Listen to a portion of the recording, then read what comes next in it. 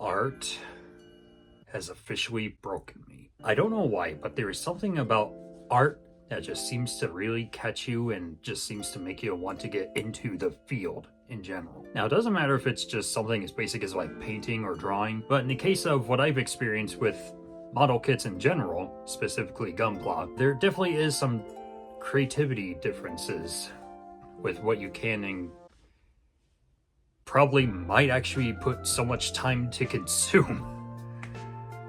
I don't even know where I'm going with this. But after my birthday, I decided to surprise myself after getting some birthday money and spending a little bit from my own wallet. And this time, I actually decided to surprise myself with the Zeta Gundam Verka. My first time experiencing a master grade Verka was with the Wing Zero. And that thing just by itself is already beautiful. Whether or not you're a Wing fan, that's totally up to you. I like Wing, and that thing is beautiful, so that thing is definitely worth being on the shelf. And the other one that I have experience with, the Master Grade Extreme Unicorn, love even more. So many possible opportunities with what comes out of the box. I know Mecha Guy Colts has definitely dealt with like a malfunction in between the LEDs, but luckily mine are still working just fine. And when I first got into Gundam, and because I love Fies as a series, well, one of my favorite series anyway, I was like, I need to get this. And so I decided to get the Zeta Gundam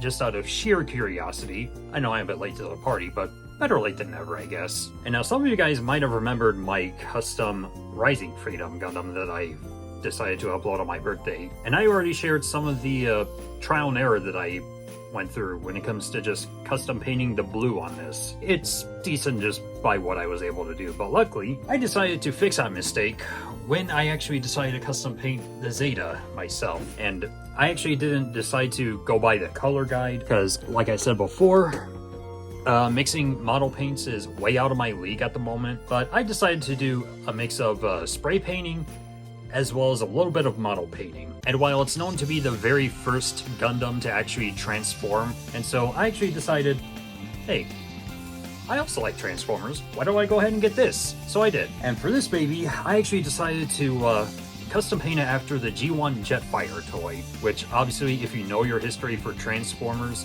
we all know that when it first got started here in the US, it had like 11 different toy brands. Jetfire was actually based off of Macross, and so what I decided to do was, hey, Jetfire looks cool. I mean, obviously he was Skyfire in the cartoon, so I thought, why don't I go ahead and custom paint Zeta into this? So yeah, I definitely custom painted Zeta into the Jetfire color scheme, and let's just say it was definitely way more time consuming in comparison to the Rising Freedom, but it was much more enjoyable for the most part. Because I will admit that I definitely faced some trial and error on this as well. And that's pretty much with any other art piece in general. You're gonna come across hurdles and loops of trial and error. I keep saying that phrase so much. Go ahead and drink till you're dead. Okay, don't do that. Though I won't lie, just judging by the building process, it was definitely way better than I thought it would be. And that's also given my experience of building other Master Grades, because Master Grade is actually my favorite grade of Gundam kits that I like to build. And I know last time when I reviewed the Rising Freedom Gundam, I definitely had a more cumbersome time just trying to process the fluidity of the transformation. I had no issues with the Zeta Gundam myself. I mean, just basically follow the instructions and you're good to go. And so my process was, obviously build the kit first. Most of the yellows I painted black, and the blues I painted white. The only few exceptions that I made in regards to the change of the color scheme are the yellows on the beam shield, mainly these triangular sections, and the red on the shins. I actually hand painted those just with Tester's model paint, and also the crotch as well. I mean, I could have gone for a more brighter shade of red, but it was the only thing that I could think of in my head. I forgot to bring the runner with me, or at least a portion of it, just to get a closer shade to what's already presented here. But I'm okay with what I currently have. I definitely went through a process of just using some primer, mainly for the parts that I wanted to paint black and white. Although for the black, I definitely was prepared with not only the primer, but also a flat black. And I also used a matte coat for the sealer to seal off all the paint. Though for the white, that's where I struggle the most with, because even though obviously these parts are supposed to be blue, I only relied on the primer and I didn't have any flat white spray paint in hand, so I actually decided to go for some Tester's flat white model paint instead. Usually it's a pretty decent process if you know what you're doing, and as long as you don't have like so many strokes. I mean, I've definitely had experience with hand painting things with a brush, no problem. So it was a little bit time consuming just in that regard, as opposed to a can where it's just like, psh, and then boom, problem solved. And then after sealing the paint, I decided to add some panel lining because, hey, if you want more details to pop, you gotta have panel lining on your gun block kits. And surprisingly, there's not a lot that really needed to be added. Mainly just the inner calves and a little bit from the back skirt thruster right there. Yeah, just not a whole lot, which was really surprising to me. Usually beam saber effect parts mold-wise are essentially the same, though the only difference that actually does come into play would be the color themselves. And since I already have a plethora of magenta beam saber blades, I actually decided, hey, why don't I go ahead and custom paint this? So I did. I mean, I could have gone for less spray paint, but I'm okay with the results that I've added on here. Obviously not that level perfect, but still perfect for what I can do just by this alone. Now, when it comes to like the final product that I've assembled, the only imperfection that I can really think of was, even though I did mention that I sealed everything with a matte coat, the main reason why I definitely used a gloss coat with the Rising Freedom was because I mentioned that I used a gloss coat of the Rust-Oleum, but I showed that there was some like weird bubbling going on. I can't confirm nor deny this, but the reason why I messed up in that regard was probably not necessarily with the sealer itself, but because of the fact that there are different chemicals in the US products versus the Japanese products, in which case a Gundam marker. I didn't use any primer for the Rising Freedom. I actually learned my mistake, as I mentioned. After sealing it with the matte coat, I'm definitely pleased for the most part. I mean, there are still some imperfections, mainly from the black sections. The red's pretty decent, but I feel like the one area that actually has suffered the most was the beam shield. And now, unfortunately, I just used one regular light coat, and I don't know if it has something to do with how my piece was co-molded before I actually did the assembly. These two swirls right here, these half circles, those were present out of the box from my experience.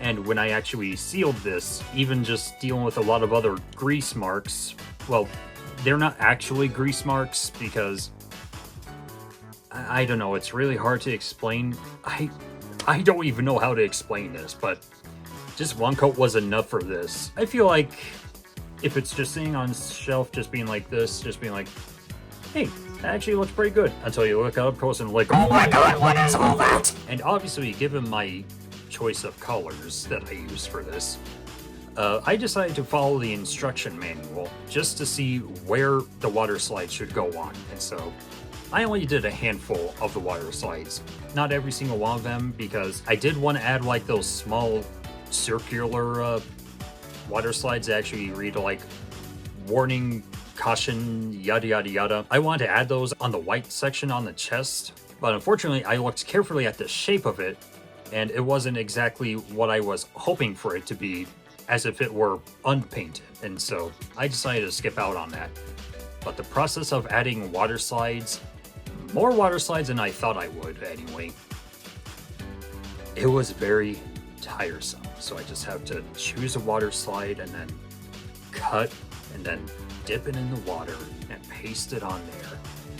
Use the mark set, or not the mark set, but the mark fit, and just repeat the process over and over and over and over and over and over and over and over and over and over and over and over. I was so goddamn tired. I was so unbelievably tired from just doing watermarks. I mean, I know they're more helpful compared to like these, for example.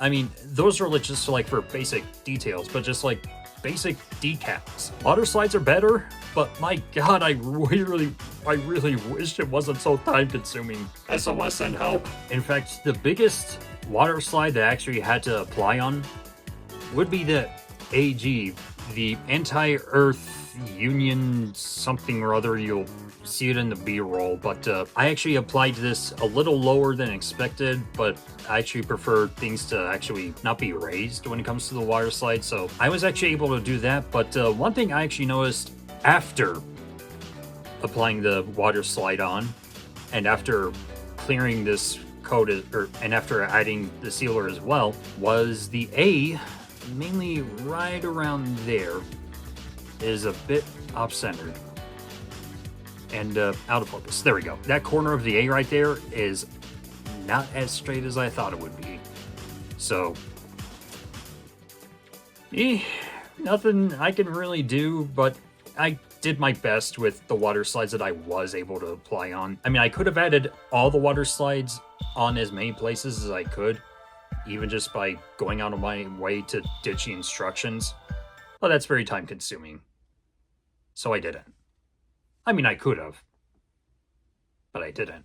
And the only two things that I regret in regards to the build would be breaking one of the pieces that's mainly right there on close to one of the Vulcans. I mean, I was doing the basic 2-cut method with the regular nippers and finishing things off with the God Hand.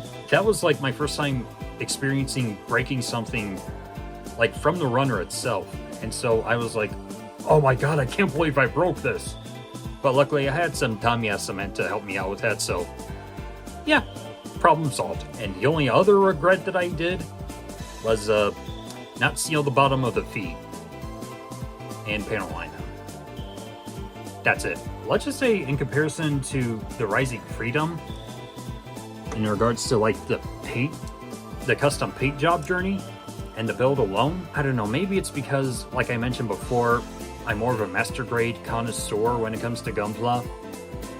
This is definitely way more funner and way more fluid. I mean, I understand the need of the transformation gimmick because Zeta is the first in the Gundam franchise to transform canonically. But just like how they have the hips assembled and such, and how you like twist them out and angle them in certain ways and so on and so forth, it just looked really weird when you transform it. I mean, it still looks great, even in the jet mode. Going back to this, I really think I should probably add an Autobot logo on there, just for shits and giggles. If you haven't had the chance to pick up the Zeta Gundam, I would definitely recommend it, even if you're not a fan of the elongated face or anything. It actually started to grow on me the more I actually started to build the kit. I'm glad, sculpt-wise, just leaving it as it is. Yeah, that's all I got for today, so in the meantime, I'll see you guys next time. Jana.